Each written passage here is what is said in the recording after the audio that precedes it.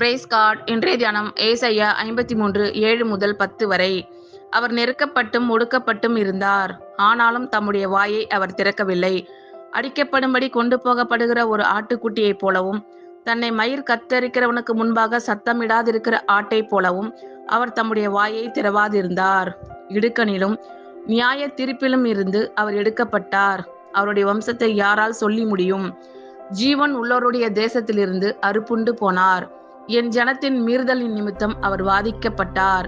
துன்மார்க்கரோடே அவருடைய பிரேத குழியை நியமித்தார்கள், ஆனாலும் அவர் மரித்தபோது ஐசுவரியவானோடே இருந்தார். அவர் கொடுமை செய்யவில்லை, அவர் வாயில் வஞ்சனை இருந்ததும் இல்லை. கர்த்தரோ அவரை நொறுக்க சித்தமாக்கி அவரை பாடுகளுக்கு உட்படுத்தினார்.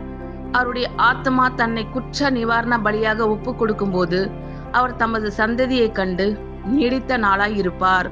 கர்த்தருக்கு சித்தமானது அவர் கையினால் வாய்க்கும்.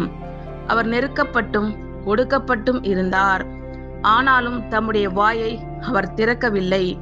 அடிக்கப்படும்படி கொண்டு போகப்படுகிற ஒரு ஆட்டுக்குட்டியைப் போலவும், தன்னை மயிர் கத்தரிக்கிறவனுக்கு முன்பாக சத்தமிடாதிருக்கிற ஆட்டைப் போலவும் அவர் தம்முடைய வாயை திறவாதிருந்தார். இடுக்கணிலும் நியாய தீர்ப்பிலும் இருந்து அவர் எடுக்கப்பட்டார். அவருடைய வம்சத்தை யாரால் சொல்லி முடியும்? ஜீவன் உள்ளோருடைய தேசத்தில் இருந்து அறுப்புண்டு போனார். என் ஜனத்தின் மீறுதலின் நிமித்தம் அவர் வாதிக்கப்பட்டார். துன்மார்க்கரோடே அவருடைய பிரேத குழியை நியமித்தார்கள், ஆனாலும் அவர் மரித்தபோது ஐசுவரியவானோடே இருந்தார்.